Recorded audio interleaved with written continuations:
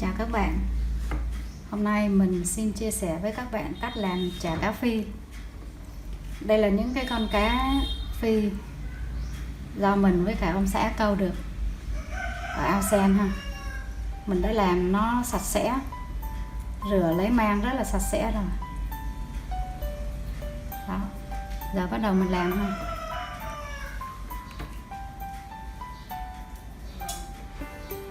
Trước hết các bạn xẻ cá ra, mình bỏ xương đi ha, mình lóc lấy, mình lấy cái thịt thôi.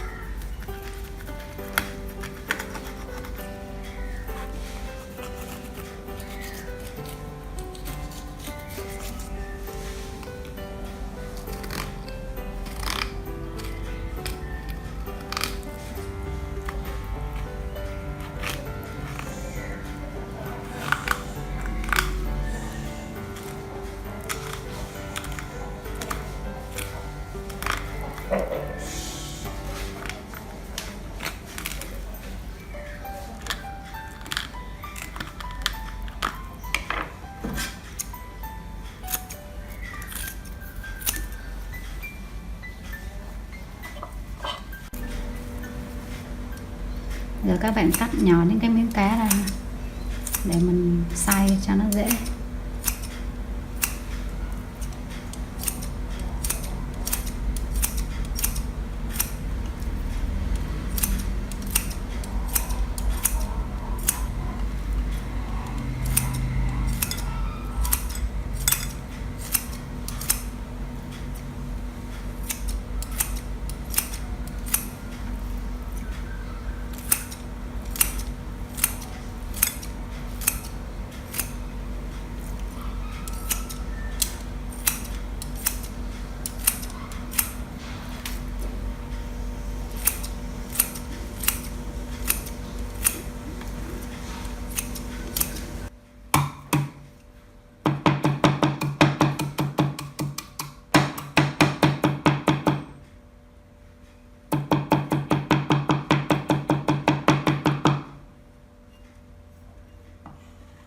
Các bạn ướp vào cá ha, hành củ băm nhuyễn.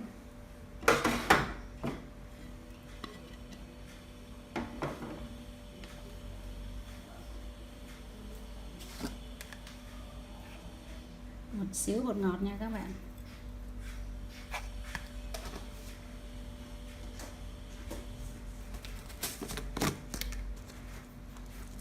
Một ít hạt nêm.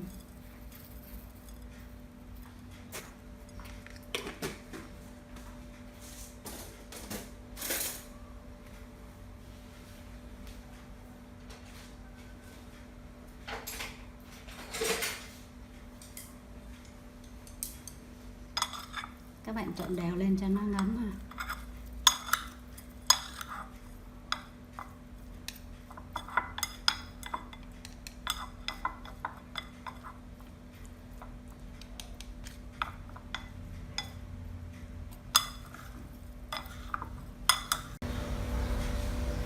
Các bạn cho ít tiêu lên nữa ha.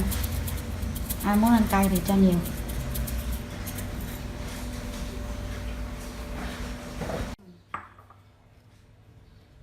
Giờ các bạn đem đi xay ha.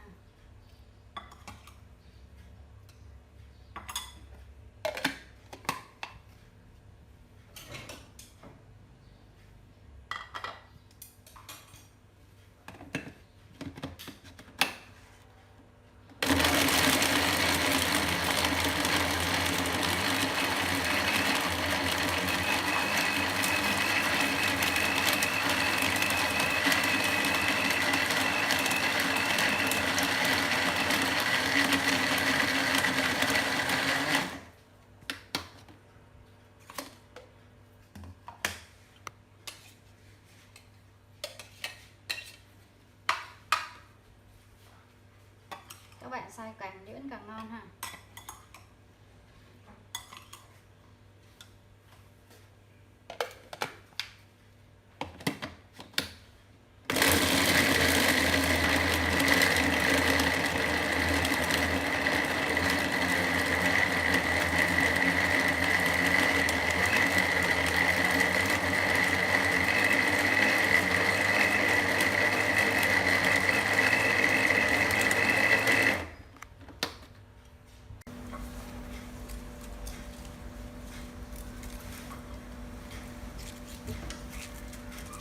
Rồi các bạn cắt hành vô ha.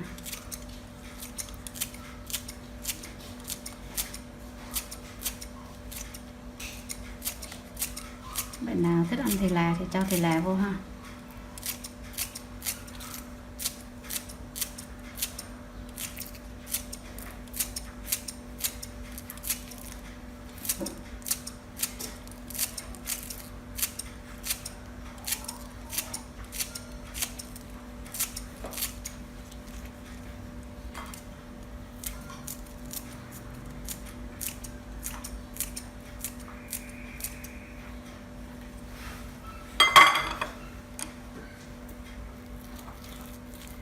Đó các bạn nhìn này, rất là ngon này.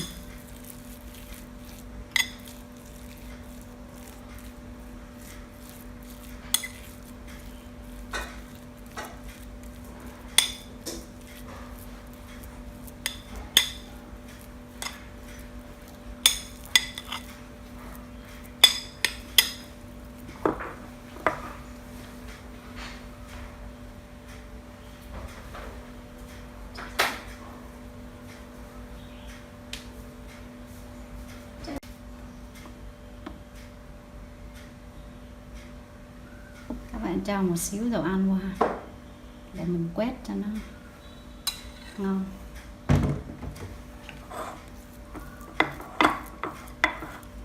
Rồi bây giờ là các bạn quét chả ha, quét khoảng 15 phút hay là càng lâu thì nó càng dai đó các bạn.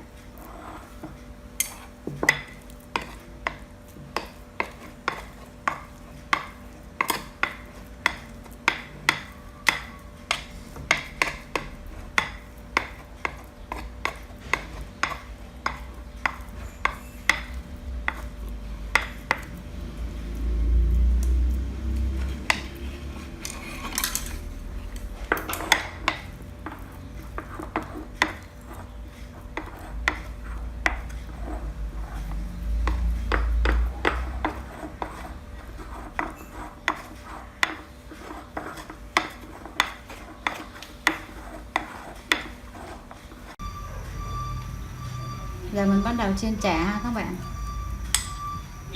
Các bạn thích vo tròn hay là vo dẹt gì đó tùy ha.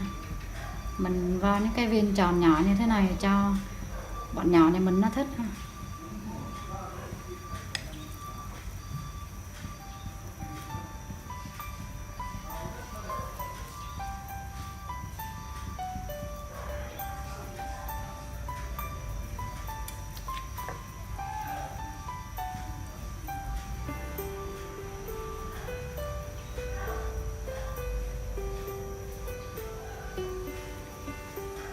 Đợi dầu sôi rồi các bạn cho vào chiên.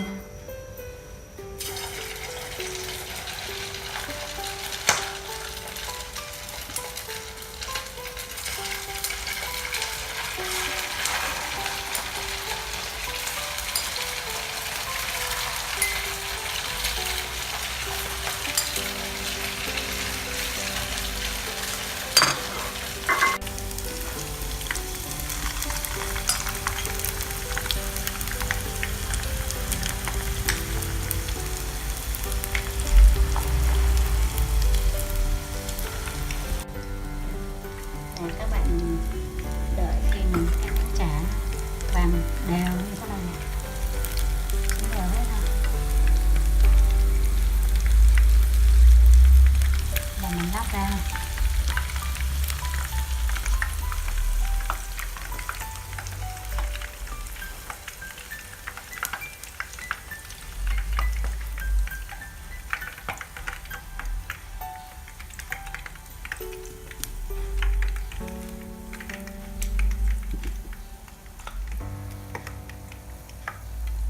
Chúc các bạn ngon miệng nha.